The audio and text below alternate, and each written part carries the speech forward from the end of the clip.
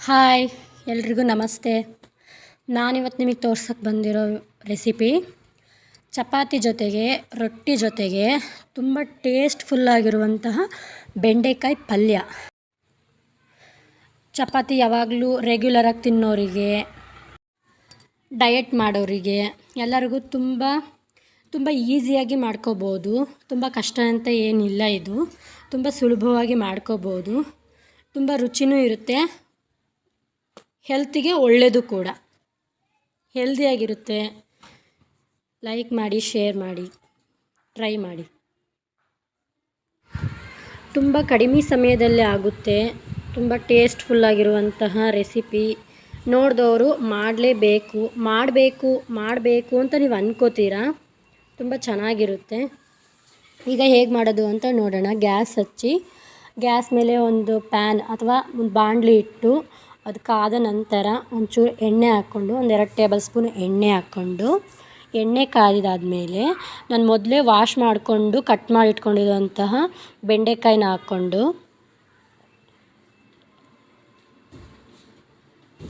ಸ್ವಲ್ಪ ಕಲಿಸ್ಕೊಂಬಿಡೋಣ.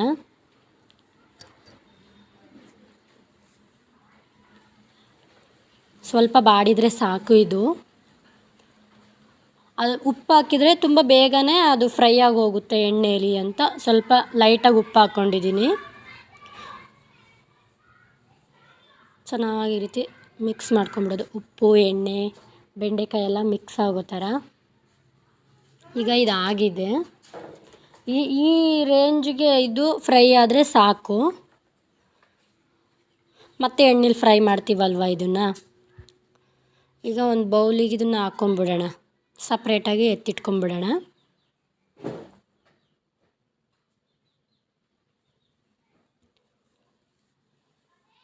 ಈಗ ಅದೇ ಬಾಣಲಿಗೆ ಮತ್ತೆ 3 ಟೇಬಲ್ ಸ್ಪೂನ್ ಎಣ್ಣೆ ಹಾಕ್ಕೊಂಡು, ಅದು ಕಾದಿದಾದಮೇಲೆ ಸಾಸಿವೆ, ಜೀರಿಗೆ, ಕರಿಬೇವು ಹಾಕ್ಕೊಂಡು ಅದು ಫ್ರೈ ಆದಾಗ 3 ಈರುಳ್ಳಿನ ನಾನು ಕಟ್ ಮಾಡಿ ಇಟ್ಕೊಂಡಿದ್ದೆ ಚಿಕ್ಕದಾಗಿ, ಅದನ್ನು ಸೇರಿಸ್ಕೊಂಡು ಎಣ್ಣೆ ಒಳಗೆ ಫ್ರೈ ಮಾಡಿಕೊಂಡು,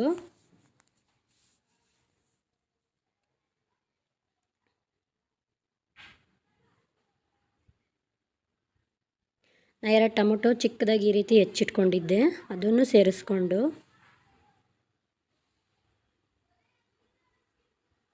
ಇದು ಫ್ರೈ ಆಗಬೇಕು. ಸ್ವಲ್ಪ ಇದು ಬೇಗ ಬೇಯಬೇಕು ಅಂದರೂ ಕೂಡ ಒಂದು ಸ್ವಲ್ಪ ಉಪ್ಪು ಸೇರಿಸ್ಕೋಬೇಕಾಗುತ್ತೆ. ನಾವು ಬೆಂಡೆಕಾಯಿ ಬೇಗ ಫ್ರೈ ಆಗಲಿ ಅಂತಲೂ ಕೂಡ ಉಪ್ಪು ಹಾಕ್ಕೊಂಡಿದ್ವಿ. ಇದು ಬೇಗ ಫ್ರೈ ಆಗಲಿ ಅಂತಲೂ ಕೂಡ ಸ್ವಲ್ಪ ಉಪ್ಪು ಸೇರಿಸ್ಕೊತಾ ಇದ್ದೀವಿ.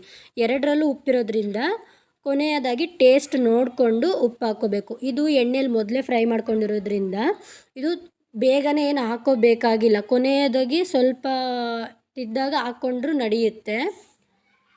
ತುಂಬ ಬೇಗ ಎರಡೂ ಬೆಂದೋಗುತ್ತೆ. ಈಗ ಖಾರ ಪುಡಿ 1 ಟೇಬಲ್ ಸ್ಪೂನು, ಧನಿಯಾ ಪುಡಿ, ಸಾಂಬಾರು ಪುಡಿ, ಅರಿಶಿನ ಪುಡಿ, ಸ್ವಲ್ಪ ಗರಂ ಮಸಾಲ ಎಲ್ಲ 1/4 ಟೀ ಸ್ಪೂನು, 1 ಟೇಬಲ್ ಸ್ಪೂನ್ ಹಾಕ್ಕೊಂಡಿದ್ದೀನಿ. ಇದರ ಹಸಿ ವಾಸನೆ ಹೋಗೋವರೆಗೂ ಇದನ್ನು ನಾವು ಎಣ್ಣೆಲಿ ಫ್ರೈ ಮಾಡ್ಕೋಬೇಕಾಗುತ್ತೆ.